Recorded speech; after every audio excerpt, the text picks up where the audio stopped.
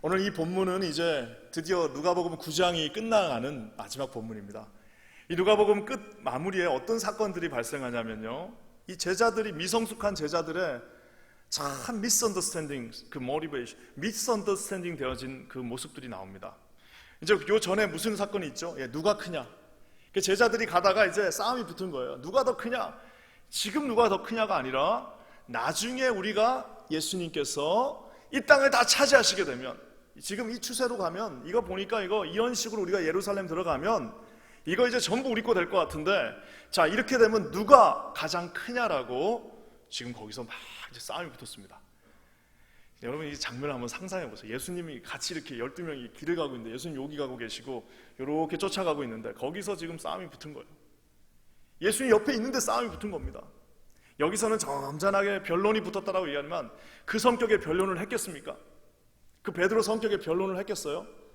같이 가고 있는데 예수님 듣거나 말거나 나중에 싸움이 막 붙어갖고 내가 더 크다, 네가 더 크다, 뭔 소리야 이거 하면서 내가 뭐 어떻게 하면서 이런 식으로 지금 거기서 지금 예수님 보는 앞에서 싸움이 붙었습니다. 그러니까 이게 오합지졸이죠. 옛날에도 이게 뼈대 있는 가문은 싸우다가도 아버지 딱 들어오시면 어떻게 돼요? 조용해지죠. 막 형제들끼리 싸우다가도 아버지가 한번 하고 들어오시면 조용해지는데, 예수님이 있거나 말거나 여기서 지금 막 싸움이 붙었습니다. 아마 작은 자가 크다라고 말씀하신 그 하나님의, 예수님의 말씀을 아마 절대로 이해하지 못했을 것입니다. 그뿐만 아니라 이제 귀신을 쫓아내는 한 다른 무리가 있었습니다. 같은 귀신을 쫓아내니까 얼마나 반갑습니까? 그러면 우리 같이 힘을 합쳐서 이제 하나님 나라를 이뤄나가자 해야 되는데, 파가 다른 거예요. 파가. 귀신을 쫓아냈는데, 귀신은 우리의 공동의 적입니다. 세이탄은 우리의 같은 적이에요. 그러니까 이 세이탄과 우리가 싸울 수 있다면은 우리가 같이 힘을 합칠 수 있어요. 감리교회든 장로교회든 순복음교회든 성결교회든 무슨 교회든 만약에 우리가 하나님의 일을 위해서 할 때 같이 힘을 합쳐서 하는 겁니다. 근데 뭐라 그래요? 우리하고 다르기 때문에 쟤들에게는 우리가 떠나라고 얘기했습니다 라고 하면서 예수님의 마음을 또 한 번 아프게 만듭니다. 주님을 따른다는 그 자체가 하나 된다라고 하는, 막힌 담을 허신다고 하시는 그 예수님의 말씀을 제자들은 이해하지 못했습니다. 그뿐만 아닙니다. 나중에는 이제 뭐 나오죠? 야고보와 요한이 이제는 폭력의 극치를 달합니다. 이분들이 도대체 제자인가 제자가 아닌지가 헷갈릴 정도로 뭐라고 그러는 거예요? 자기들을 맞아주지 않았다고, 자기들의 비유에 맞춰주지 않았다고, 자기들이 가는 그 길에 접대하지 않았다고. 어떻게 해요? 그 마을 전체를, 아마 한두 가정이 그랬겠죠. 거기 있는 한두 사람이 그러지 말자고 그랬겠죠. 근데 뭐라고 그래요? 요한과 야고보가 예수님 저 마을 전체를 불살라 버립시다 라고. 도대체 이 사람이 도대체 예수님이 누군지는 알고 있을까라고 의문이 갈 정도로 지금 이야기하고 있습니다. 지금 자신들의 행동이 뭔지도 모르고 있는 거예요. 그러니까 계속해서 끊임없이 복음서에서 예수 그리스도가 십자가에 못 박히는 그 순간까지도 제자들은 예수님의 도움이 된다기보다는 짐이 되고 있습니다. 아마 제자들이 없었으면 예수님이 더 잘 사역하셨을 거예요. 아마 제자들이 그곳에 있지 않았으면 예수님이 오해받을 일도 많지 않았을 겁니다. 가는데 그냥 배고프다고 밀밭에서 그냥 그거 주섬주섬 먹는 바람에 또 걸려버리고. 끊임없이 제자들은 예수님에게 도움이 되기보다는 오히려 커다란 짐이 되어가지고, 사람들이 아마 그렇게 얘기해서, 아니 예수님 당신은 저렇게 좋은데 당신의 제자들은 왜 저 모양입니까? 라고 아마 끊임없이 반론을 제기했을 것입니다. 제자들은 부담이 되고 있습니다. 제자들은 예수님을 이해하지 못하고 있습니다. 제자들은 예수님의 마음을 전혀 알지 못하고 있습니다. 근데 여러분, 예수님은 무엇인가를 정확하게 알고 계세요. 우리 51절 말씀 한번 다 같이 읽어볼게요. 51절입니다. 다 같이 읽을게요. 시작.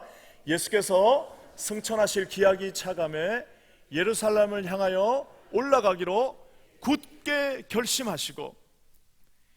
굳게 결심하셨다. 그냥 내가 예루살렘 가야지가 아닙니다. 그냥 가다 말지가 아니에요. 그냥 갈 수 있으면 위시가 아닙니다. 뭐예요? 내가 예루살렘으로 올라가기로 자기 마음을 굳게 다짐하셨다라고 얘기하고 있습니다. 결심하셨다고 말씀하고 계십니다. Determine his own mind. 그 마음을 완전히 결정하셨고 이제는 더 이상 누구도 그거를 방해할 수 없어요. 그랬기 때문에 수제자였던 베드로가 가지 마시죠 했을 때 사이탄아 get behind of me, 내 뒤로 물러가라라고 얘기했던 이유가 바로 저기에 있습니다. 왜요? 예루살렘 즉 십자가를 지시며 이제는 모든 대속의 제물로 가셔야 되는 그 길을 가기로 set his mind. 누구도 이제 그 마음을 바꿀 수 없어요. 아까 제가 얘기한 것처럼 제자들은 누가 크냐라고 얘기하고 있습니다. 왜요? 십자가를 이해하지 못했기 때문입니다. 제자들은 그들을 돌로 치라고 말하고 그들을 불로 살으라고 얘기하고 있습니다. 왜요? 십자가의 사랑을 전혀 이해하지 못해요. 자기들도 십자가에 용서받아야 될 죄인이라는 사실을 알지 못하고 있기 때문입니다. 끊임없이 분열하고 끊임없이 대척하고 끊임없이 담을 쌓고 끊임없이 다르다라고 얘기하고 끊임없이 그곳에서 그들을 불로 살으라고 기도하는 그 모습을 여러분 한번 상상해 보십시오. 그들이 바로 제자라고 하는 자들의 모습이었고 저와 여러분의 모습일 수도 있습니다. 오늘 주님께서 내가 저 길을 가야겠다, 눈을 그냥 치켜 세우시고요, 그 북쪽 예루살렘을 바라보시면서 나는 저 길로 반드시 가야 된다, 저기서 나는 반드시 죽어야 된다, 저기서 나는 반드시 십자가를 져야 된다라고 얘기하시면서 오늘 주님께서 말씀하시는 그 장면이 바로 우리가 읽은 오늘 그 장면의 말씀입니다. 여기서 두 가지가 나옵니다. 한 사람은 자기가 와서 예수님을 쫓겠다고 그래요. 또 두 부류는 예수님께서 따를래라고 물어보는 그 장면이 나오는 그 장면인데요, 아마 이 본문만큼 대충 설교한 본문도 많지 않을 겁니다. 왜? 거기에 뭐가 나오죠? 죽은 자의 장사는, 아버지 좀 장사 지내고 올게요 했더니 주님이 뭐라고 말씀해요? 아주 냉혹하게 뒤도 안 돌아, 야 그거 죽은 자의 장사는 죽은 자들이 지내게 하면. 이러니 우리 한국의 그 유교 사회에 그 효 막 이런 데서 그 얘기를 들었으니요, 이 본문을 어떻게 제대로 설교할 수 있었겠습니까? 여러분 오늘 이 말씀 한번 우리 살펴보기를 한번 봤으면 좋겠습니다. 먼저 여러분, 이 어떤 한 사람이 와서 말합니다. 57절 말씀 한번 볼까요? 57절에 어떤 분이 나와서, 이게 이제 마태복음에는 서기관이라고 나오는데요, 한번 다 같이 읽겠습니다. 시작. 길 가실 때 혹이 여짜오되 어디로 가시든지 저는 쫓으리라. I will follow you. 옛날에 그래서 그 시스터 액트 노래도 이거죠. I will follow you. I will follow you. Wherever you go. 어디로 가든 내가 당신을 쫓겠습니다라고 지금 많이 배운 서기관이 와서 이야기하고 있습니다. 어디든 가든 내가, 당신이 이 길을 가면 일로 가고 내가 절로 가면 당신 절로 가면 저리로 가고 어디로 가든 내가 주님 당신을 쫓겠다라고 얘기하고 있습니다. 근데 여러분 우리가 아셔야 될 건, 이때는 지금 예수님이 어떤 상태냐면요, 예수님이 모든 병자들을 다 고쳐주고 있습니다. 그냥 뭐 들어 누운 자부터 시작해서 죽은 사람까지도 심지어는 살리고 있어요. 문둥병자는 기본이고요, 가서 만지기만 하면 다 낫고 있습니다. 그냥 그분이 이렇게 지나가는 길에 누워 있으면 그냥 지나가면 다 일어나는 거예요. 지나가면서 한 번씩 만져주면 다 일어나는 겁니다. 여러분 한번 상상해 보십시오. 뭐 그럴 리는 없겠지만 만약에 내가 그런 능력이 있다고 하면 이 교회가 아마 그 다음 주부터 아마 우리 한국 사람뿐만 아니라 멕시칸, 아메리칸 다 여기가 꽉 차서 아마 지나갈 길이 없을 겁니다. 지나가는 곳마다 그 낫는 역사가 일어나는데, 그거는 여러분 기본이고, 이제는 뭘 하셔요? 먹는 것도 주셔요. 그냥 한번 했다 하면 5,000명이 먹습니다. 마치 그 당시 모든 어려움의 솔루션과 같은, 그 혜성과 같이 나타난 33세 그 젊은이가 다는 곳곳마다 놀라운 일들이 일어나고 있는데 어떻게 되는 거예요? 서기관이 어디로 가든 내가 당신을 쫓겠다라고 이야기하고 있습니다. 저는 이 말씀을 곰곰이 묵상하면서 이 사람이 말한 어디든은 어딜까 한번 생각해 봤어요. 이 사람이 말한 어디든은 어딜까요? 그건 아마 자기가 한도한 곳일 거예요. 내가 말한 그 어디든 당신이 가는 곳 내가 다 따라가겠습니다라는 그 어디든은 예수님이 말한 어디든이 아니라 자기가 결정한 어디든일 겁니다. 그래서 여러분 보면요, 주님께서 뭐라고 말씀하세요? 58절 말씀인데요, 주님은 아주 동문서답하는 것 같이 말합니다. 한번 다 같이 읽어볼게요. 시작. 예수께서 가라사대 여우도 굴이 있고 공중의 새도 집이 있으되 인자는 머리 둘 곳이 없도다. 머리 둘 곳. 저는 아마 이 서기관이 아마 이렇게 생각했을 겁니다. 나는 다 따라갈 수 있지만 머리 둘 곳은 있어야 된다라고 생각했을 거예요. 내가 다 할 수 있지만 요만큼 머리 둘 곳만큼은 있어야 된다라고 생각했을 겁니다. 주님이 뭐라고 말씀하세요? 나는 머리 둘 곳, 나는 홈레스야. I have nothing. 나 아무것도 없어. 지금 내가 병 고치고 사람들 먹이고 하는 거 보고 지금 따라오는 것 같은데 I have nothing. 나 아무것도 없다라고 주님이 얘기하고 있습니다. 가끔 이렇게 애들 키우다 보면은 이제 아기가 이쁘니까요. 그리고 이제 특히 이제 손님들은 저녁에 오시잖아요. 그러면 애들 다 씻겨 놓습니다. 다 씻겨 놓고 이제 머리 싹 빗겨 놓고 제일 이쁘게 해 놓고 있으면은 이제 손님들이 와갖고 특히 청년들이 오면 막 그래요. 아우 목사님 요런 애 하나 있었으면 좋겠어요. 제가 키워드릴게요 목사님. 저희 집에 맡겨주세요. 그러면 이제 엄마하고 이모의 차이가 여기서 납니다. 엄마는 뭐예요? 여러분 잠깐 맡겨서 데려가는 거는 할 수 있습니다. 그 이쁘게 다 해놓은 거 가서 이렇게 아이고 이쁘다 이쁘다는 할 수 있어요. 그렇지만 엄마가 된다는 건 뭐예요? 기저귀도 갈고 그 애 막 응탈 부리면 그것도 때리기도 하고 막 이러면서 애를 키워야 되는데 이 모든 것을 다 내가 키우는 것이 키우는 거지 잠깐 데려가는 거는 키우는 게 아니라 맡아주는 겁니다. 오늘 주님이 말씀하고 계세요. 어디를 가든지 네가 따라올 수 있냐고 그랬더니 그가 어디를 가든 주님 내가 따라갈 수 있다라고 얘기하고 있습니다. 지금 여기서 말한 그 어디로는 자기가 갈 수 있는 만큼만 얘기하고 있는 겁니다. 아니 어쩌보면요 자기가 가고 싶은 방향일 수도 있어요. 와 이런 식으로 아마 이 젊은 양반이 이런 식으로 예루살렘까지 들어가면 이거 대단한 일이 일어나겠다. 그러니 나도 그곳에 함께 있게 해달라고 지금 이가 말하고 있는 겁니다. 저는 기도할 때 이 모습을 보면서 우리 안에도 얼마나 이런 모습들이 있는지 몰라요. 저 머리 둘 곳은 있어야 된다. 내가 주님을 섬기는 건 할 수 있으나 내 머리 둘 곳은 포기할 수 없다. 내가 이 정도는 할 수 있으나 머리 둘 곳만큼 내가 꼭 갖고 있어야 돼. 내가 이 정도 자존심은 내가 버릴 수 있으나 다는 버릴 수 없어. 내가 이 정도 시간까지는 섬길 수 있으나 너 정말 나를 따라올 수 있냐라고 하는 그 말씀에 아골골짝 빈들에도 복음 들고 가오리라 이렇게 말하기는 쉽지 않습니다. 처음에 신학교 이제 들어가면은 그 오리엔테이션 가는데 어떤 목사님, 지금도 목사님이시죠. 나와가지고 노래를 부르려니까 부름받아 나서니 부름받아 나서니 어디든지 가오리라. 부르는데 막 앞에서 부르는데 막 눈물이 찔끔찔끔 나면 그러면서 막 아골골짝 빈들에도 복음 들고 가. 종의 몸에 지닌 것도 아낌없이 드리라 하니까 막 신학교 처음 갔으니까요. 듣고 있으니까 막 눈물이 찔끔찔끔 납니다. 제 자신의 삶을 봐도 과연 내가 지금도 아무데나 갈 수 있을까? 지금도 내가 아골골짝 빈들에 애들 다 데리고 갈 수 있을까? 라는 생각을 honestly 하지 않을 수가 없습니다. 우리 사랑하는 성도님들, 저는 이 말씀이 우리 성도들 한 사람 한 사람에게 주어진 말씀이기도 하지만 우리 퀸즈 한인교회 전체에게 주어진 말씀이라고도 생각이 듭니다. 하나님께서 야 퀸즈 한인교회야 너 정말 나를 사랑하냐? 예 주님 우리가 어디든지 갈 수 있습니다. 근데 진짜 어디든지 갈 수 있냐? 여러분 그때 우리가 조심하게 말씀드려야 됩니다. 그 어디든지가 주님이 원하시는 곳이라면 상상 외의 곳일 수도 있어요. 우리 가운데 기도하기는 이 정말 하나님의 높은 그 간극, 우리 예수님은 여기 계신데 우리는 여기 있는 이 간격이 좀 좁혀지는 역사가 일어났으면 좋겠습니다. 주님이 말한 그 어디든지가 우리에게도 같은 어디든지가 되었으면 좋겠습니다. 우리 주님께서 이렇게 딱 얘기하고 나니까요 이제는 더 쇼킹하게 얘기하십니다. 우리 59절 말씀 한번 다 같이 읽어볼게요. 시작. 또 다른 사람에게 나를 쫓으라 하시니 그가 가로되 나로 먼저 가서 내 부친을 장사하게 허락하옵소서. 여러분 이 말씀을 지금 얘기하고 있습니다.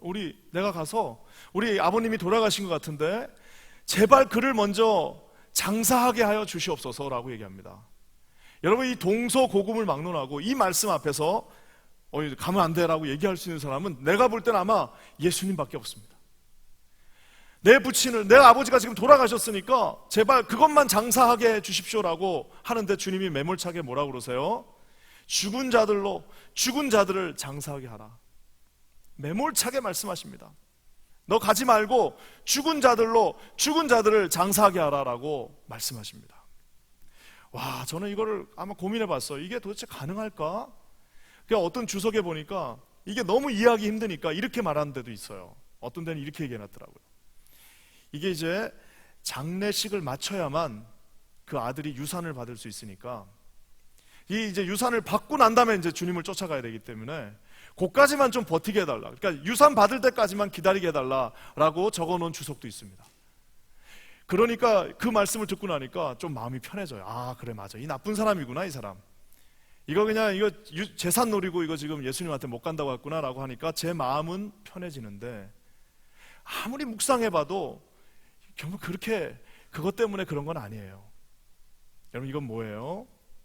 주님께서는 지금 설사 우리 자기 아버지의 장례가 걸려있다 할지라도 너는 지금 나를 따르라라고 이해할 수 없으나 말씀하고 있는 것입니다.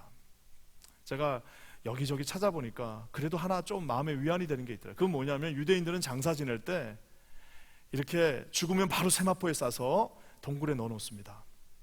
그거를 첫 번째 장사라고 그러죠. 그러고 나면 동굴에 넣어 놓은 그거는 무조건 하루 만에 넣어놔야 돼요. 해가 지기 전에 넣어놔야 되고, 만약에 해가 졌더라면은 다음날 바로 싸서 넣어야 됩니다. 니고데모가 온 이유도 그거죠. 넣어놔야 되는데, 이게 이제 언제까지 기다려야 되냐면 그 몸이 다 부식돼서 이제 뼈가 남을 때까지 기다려야 됩니다. 그래서 그 뼈를 모으는 게 두 번째 베리어죠. 그러니까 결국 이 사람은 이미 첫 번째 장사를 지낸 건데, 아버지 뼈가 다 마를 때까지 좀 기다리게 해달라고 하는 것일 가능성은 높습니다. 그래서 그 1년 동안, 길게는 1년 동안 나를 좀 기다리게 해달라, 그 다음에 내가 주님을 쫓아가겠다라고 얘기하는데, 오늘 주님 뭐라고 말씀하십니까? 60절 말씀에 너는 가서 하나님의 나라를 전파하라. 즉 죽은 자들이 장사하게 하고, 그 뼈들은 그 죽은 사람들이 그거 만지게 하고, 너는 지금 하나님의 나라를 지금 당장 전파하라고 얘기하고 있습니다.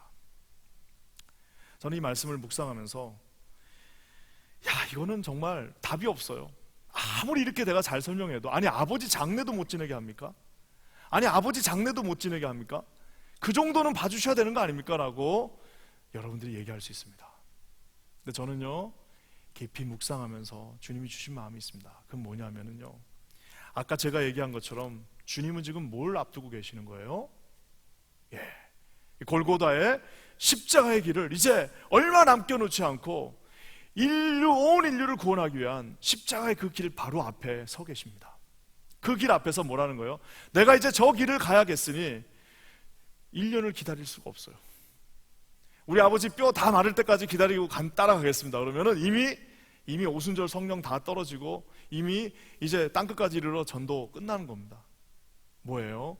지금 이 모멘텀에 가장 중요한 이 순간에 너는 나를 따르라라고 얘기하고 있습니다.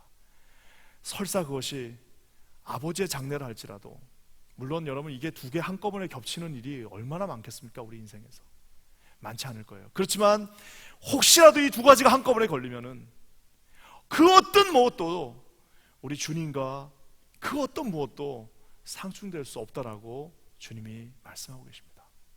먼저 내가 장사 지내라고 하시는 주님 앞에 뭐라고요? 너는 가서 하나님의 나라를 전파하라고 말씀하고 계십니다.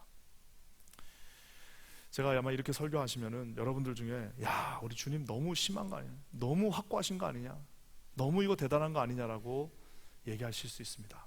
하지만 아까 제가 얘기한 것처럼 지금 이 배가 기울어지고 있는 그 순간, 지금 이제 삶이나 죽음이나를 놓고 하는 그 가운데서 복음이 증거되어지는 그 마지막 순간에 주님께서 저와 여러분에게 저 말씀을 하고 계시다는 사실입니다. 그러면서 주님 앞에서 또 어떤 사람이 이렇게 얘기합니다. 61절 말씀 한번 볼까요? 61절에 우리 다 같이 한번 읽겠습니다. 시작. 또 다른 사람이 가로되 주여 내가 주를 쫓겠나이다마는 나로 먼저 내 가족을 작별케 허락하소서. 안 가겠다는 게 아닙니다. 간다고 말하고 있습니다. 내가 안 간다는 게 아니라 가긴 가는데 뭐예요? 가서 내가 굿바이 하고 가면 안 되겠습니까? 라고 얘기하니까 주님이 뭐라고 그러세요? 절대 안 된다라고 얘기합니다. 62절 말씀 다 같이 읽겠습니다. 62절 시작. 예수께서 이르시되 손에 쟁기를 잡고 뒤를 돌아보는 자는 하나님의 나라에 합당치 아니하니라. 뭐라고 말씀하시는 거예요? 절대 안 된다. 합당치 않다. 잠깐 저기 가서 인사하고 오는 것도 합당치 않다라고 얘기하고 있습니다. 혹시 이거 그 소가 끄는 쟁기 해보신 분 있으신가요? 아니면 경운기 이렇게 끌어보신 분 있나요? 그 여러분 소가 끄는 쟁기를 이렇게 끌면 어떻게 돼요? 소가 이렇게 가면 이거 하나를 이렇게 막 쓰러질 듯 해갖고 그거를 가져가야 되는데, 그 사람이 만약에 가고 있는 그 쟁기를 앞을 안 보고 뒤를 쳐다본다거나 옆을 쳐다보면 어떻게, 그거 균형을 맞출 수가 없습니다. 쟁기는 오직 한 번을 앞만 보고 가는 겁니다. 하나님께서 뭐라고 말씀하세요? 쟁기를 잡고 뒤를 돌아보는 자, 그곳에 간다라고 했으나 그 뒤를 돌아보는 모든 자들은 그 하나님의 나라에 합당치 않다라고 이야기를 하고 있습니다. 야, 어떻게 주님 너무하신다 진짜. 어떻게 가족을 잠깐 돌아보는 것도 이렇게까지 얘기하실 수 있냐라고 저한테 물으실 수 있을 겁니다. 아까 그래서 여러분 제가 이 말씀을 묵상하면서 일주일 내내 고민하면서 내린 결론은 그겁니다. 그래서 여러분 이것은 제자들에게만 하신 말씀입니다. 본인과 함께 아까 뭐라고 말했어요? 그 첫 말씀과 이것이 상충하는 겁니다. 처음에 뭐라고 말했어요? 어디든 가겠습니다. 우리가 찬양할 때 맨날 주님이 인도하시는 것 내가 어디든 따라가겠다라고 그 수백 번을 얘기했는데, 과연 그 수백 번 얘기한 그것이 진짜냐고 오늘 주님이 물으시는 겁니다. 그렇게 너가 맨날 얘기한 그것이 과연 정말이냐라고 얘기하고 있습니다. 우리가 아는 것처럼 엘리야가 엘리사를 이제 쫓아갑니다. 이 엘리야가 길을 가자고 그러니까 이제 엘리사가 어떻게 합니까? 그때 뭐 하고 있었어요? 소를 끌면서 쟁길질을 하고 있었습니다. 마치 그 장면을 보는 것처럼 엘리야가 너 나를 따르라고 얘기하니까 우리 엘리사가 어떻게 하죠? 혹시라도 마음이 바뀔까봐 그 자리에서 그 끌고 있던 소를 잡습니다. 그리고 그 쟁기를 어떻게 해요? 다 불사르면서 그 불로 소를 잡아가지고 먹고 나눠주고 쫓아가는 모습을 보는 것을 우리가 알고 있습니다. 사랑하는 여러분, 오늘 이곳에 우리 금요일에 나와 계신 우리 사랑하는 성도들에게 이런 좀 어처구니 없는 은혜가, 하나님의 이런 놀라운 은혜가 우리에게 임하시기를 주님의 이름으로 간절히 축원합니다. 아마 저는 하나님이 절대로 누구에게나 이렇게 말씀하시지 않는다고 생각합니다. 처음 교회 나온 사람한테, 아직도 믿음이 없는 그 사람한테 네 부모도 놔두고 네 가족하고 굿바이 하는 것도 내려놓고 쫓아오라라고 얘기할 수 있는 우리 예수님 저는 아니라고 생각합니다. 왜요? 여러분, 예수님이 얼마나 어머니를 소중히 여겼던 분입니까? 십자가에 못 박혀 죽는 그 순간에도 자기 어머니를 부탁하셨던 분이 예수님입니다. 그런 효자였던 예수님이 이제 십자가를 눈앞에 두고 너희는 나를 쫓으라라고 하는 그 순간에 부모님한테 빠이빠이 하는 것도, 이제는 심지어는 모든 장례를 치르는 그것마저도 내려놓고 나를 쫓으라고 할 때는 주님께서 우리에게 요구하시는 그 단 한 가지가 있는 것입니다. 그건 뭐예요? 오늘 저기에 나와 있는 그 하나님 나라를 증거하라고 하시는 주님의 그 부탁하심이 그곳에 있었다는 사실입니다. 제가 이 말씀을 묵상하는데 참 괴로운 말씀입니다. 어떻게 이 말씀을 증거해야 되나. 근데 만약에 여러분들이, 제가 예전에 한번 읽었던 책인데요, 그 어떤 책이 있는데 나미야 자파점이라고 하는 책이 있는데, 일본 책인데요, 이게 이제 약간 뭐라 그럴까요? 약간 이제 판타지 소설입니다. 되게 유명한 소설인데, 도둑놈들이 이제 도둑 3인조 강도들이 이제 잡도둑들이라고 그러죠. 자파점 하나를 털러 들어갔어요. 털러 들어갔는데 그 자파점이 이상한 곳이에요. 이제 현대, 그러니까 2000년대 초반에 들어갔는데 그 자파점에 들어가는 순간 그 자파점이 1979년, 80년 이때로 돌아간 겁니다. 그러니까 이제 거기서 이제 어떤 사람이 상담을 해요. 물어봅니다. 편지로 물어봐요. 내가 이제 인생이 너무 힘들고, 어떤 여자가 나 이제 다 끝났는데 나 어떻게 해야 되냐라고 물어보니까, 거기서 이 사람이, 이제 도둑놈들이 뭐라고 얘기해 주냐면은 동경에 가서 지금 돈 있는 거를 다 팔아가지고 동경에다 아파트를 사십시오. 그러면 당신 부자 될 거라고 얘기합니다. 그러니까 이제 그 여자가 그 말을 듣고 1979년도에 동경에 가서 아파트를 샀는데, 우리가 아는 것처럼 그때 막 동경의 아파트 가격이 막 매해마다 2배씩 올라갔다고 합니다.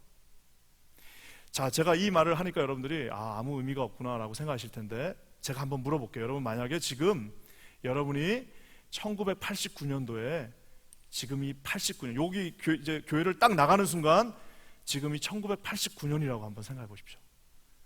여러분 그럼 어떻게 하시겠어요? 지금이 1989년이 됐어요. 그러면 어떻게 하시겠어요? 아마 한국에 가서 전화 당장 돌려가지고 집에 있는 돈 다 일로 빨리 보내라고, 집 다 팔아서라도 집에 빚을 내서라도 다 달라고, 플러싱에 아파트 한 채 사자 우리. 아마 그렇게 하실 겁니다. 만약에 우리가 돈에 모든 초점을 맞췄다면요.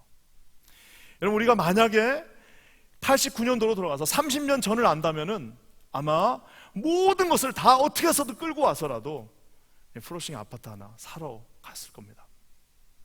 오늘 주님은요 30년 후를 얘기하는 것이 아니라 영원한 것을 말씀하고 계십니다.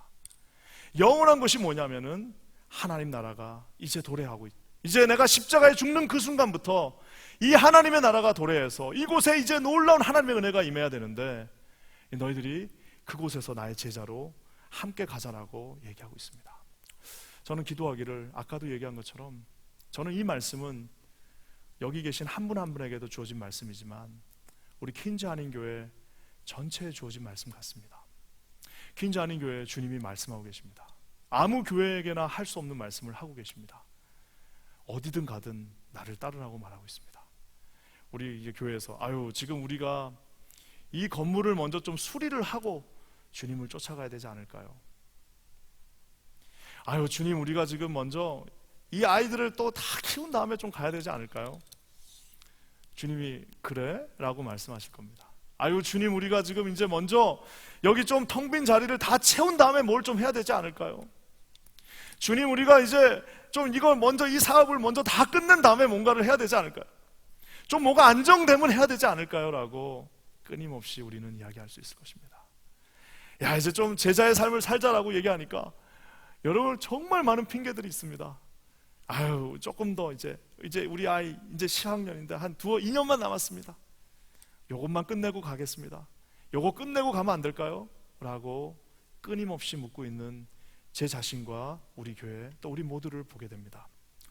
저는 기도하기는 예루살렘 십자가를 눈앞에 둔 주님께서 모든 사람에게 얘기한 것이 아니라 그 제자들에게 묻고 계십니다. 어디든 나를 따르라고 말씀하고 계십니다. 먼저 내 가족, 먼저 좀 장사를 지내면 안 돼. 나중에는 되지만 지금 이 순간 내가 십자가를 져야 되는 이 순간에는 장사 지내는 것도 좀 내려놓고 가족에게 인사하는 것도 좀 내려놓고 그 모든 것들을 내려놓고 나를 따르라고 주님이 말씀하고 계십니다. 나중에 여러분 아까 저 89년도에 요 방문을 나가서 그런데 만약에 우리가 아무것도 안 하고 89년도에 나갔어요. 아무것도 안 하고 있으면은 나중에 제일 후회되는 게 뭘까요? 아파트를 안 산 게 후회될 겁니다. 근데 참 감사한 거는 그때 우리는 아파트를 사지 않고 이 건물을 지었습니다. 참 놀라운 일입니다. 저는 기도하기는 우리 퀸즈 한인교회 하나님께서 반드시 나중에 30년 뒤에 주님이 물으실 겁니다. 그때 뭘 제일 후회하겠어요? 주님을 따르지 않은 것이 가장 후회될 것입니다. 그때 여러분 가장 후회되는 것이 무엇일까요? 우리가 주님 앞에 달려가지 않은 것이 후회될 것입니다. 기도하기는 우리 모두가 하나님 앞에 뛰어갈 수 있는 저와 여러분 되시기를 주님의 이름으로 간절히 축원합니다. 우리 교회 전체가 굉장히 중요한 기로점에 놓여 있습니다. 50주년을 우리에게 주신 블레싱의 해이기도 하면서도 이 50주년이야말로 우리의 터닝 포인트이기도 하면서 여기서 우리가 주님 앞에 그렇습니다 주님, 가족의 장례도 잠깐 내려놓고 가족의 인사하는 것도 잠깐 내려놓고 다 내려놓고 조금 손해를 볼다 할지라도 우리 주님 쫓아가겠습니다. 주님 따라가겠습니다. 두 손을 앞에만 두고 어디도 돌아보지 않고 쟁기를 진 마음으로 주님을 쫓아가겠습니다라고 다짐하고 나갈 수 있는 저와 여러분 되시기를 주님의 이름으로 간절히 축원합니다. 잠시 기도하겠습니다. 하나님 감사합니다. 오늘 이 말씀 가운데 우리를 세워주시고 아버지 하나님 이 어려운 말씀 가운데서 우리에게 순종할 수 있는 길을 허락해 주심을 감사합니다. 쟁기를 묶고 주님 앞에 쟁기를 불태우고 그 아버지 하나님 앞에 가던 소를 아버지 삶아서 먹고 주님을 쫓아갔던 우리 엘리사와 엘리야의 마음처럼 하나님 아버지, 너는 나를 쫓으라는 주님의 말씀에 예 주님 제가 여기 있습니다라고 고백하며 나가는 우리 모두가 되게 하여 주시옵소서. 우리 긴자린교회 이 놀라운 기로에 있는데 하나님 우리에게 은혜를 주사 하나님 아버지 모든 것을 내려놓고 주님을 쫓아가는 믿음의 사람들 되게 하여 주시옵소서. 우리 그렇게 하실 주님을 찬양합니다. 예수님의 이름으로 간절히 기도합니다. 아멘.